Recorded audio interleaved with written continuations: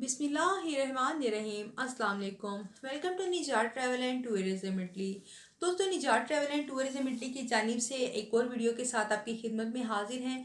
आज हम बात करेंगे ब्राज़ील के बारे में। क्या ब्राज़ील में शादीशुदा लोग या तलाक याफ्ता लोग शादी कर सकते हैं, पासपोर्ट हासिल कर सकते हैं, पीआर हासिल कर सकते हैं या नहीं कर सकते हैं? इस बारे में हम तमाम डिटेल आपके साथ शेयर करेंगे।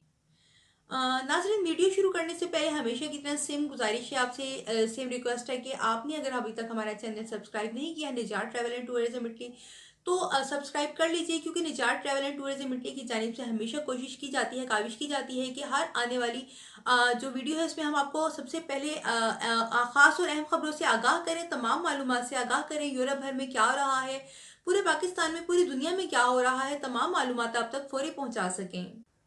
तो दोस्तों, हम बता दें कि अगर आप तलाक याफ्ता हैं या फिर आप सिंगल हैं तो फिर आप ब्राज़ील में शादी कर सकते हैं। अगर आप शादीशुदा हैं तो फिर आप ब्राज़ील में शादी नहीं कर सकते हैं।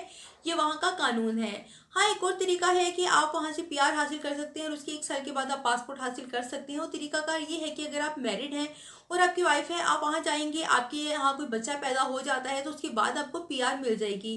पीआर हासिल करने के बाद आप 1 साल के बाद पासपोर्ट भी अप्लाई कर सकते हैं, नेशनलिटी अप्लाई कर सकते हैं।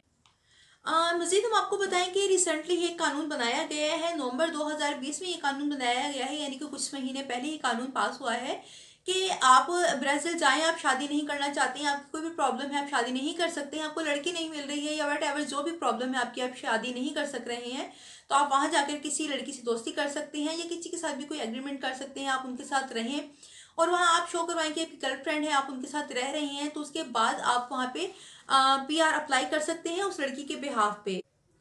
नाज़रीन, इसको कारतोरिया भी कहते हैं, कारतोरिया भी कहते हैं। आप इसको रजिस्टर करवा सकते हैं उस लड़की के साथ, आप अपनी रेजिडेंसी शो करवा सकते हैं कि आप उसके पास रह रहे हैं और उस बिहार पे आपको पीआर मिल जाएगी। आप पीआर अप्लाई करेंगे, आपको 2 से 4 महीने के अंदर पीआर मिल जाएगी और उसके 1 साल के बाद जो है आप वहाँ पे नेशनलिटी अप्लाई कर सकते हैं।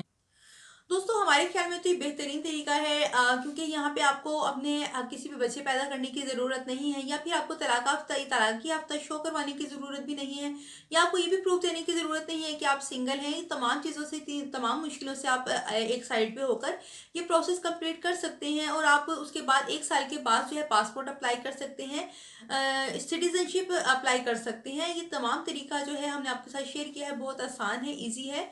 तो आप इसको इस्तेमाल करते हुए भी नेशनलिटी हासिल कर सकते हैं।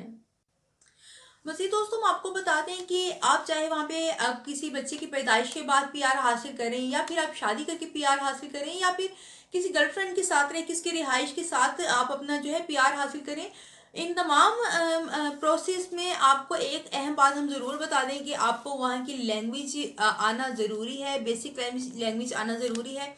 आपको लिखनी आनी चाहिए, बोलनी आनी चाहिए, समझनी आनी चाहिए और इसका कोर्स भी होता है, इसका टेस्ट भी होता है, सर्टिफिकेट भी होता है इसका। ये ज़रूरी है, आप किसी भी ज़रिए से पीआर हासिल करें या फिर नेशनलिटी अप्लाई करें तो ये तमाम चीज़ें जो हैं आपको आनी ज़रूरी है। लैंग्वेज बहुत ज़रूरी है इस कंट्री के लिए।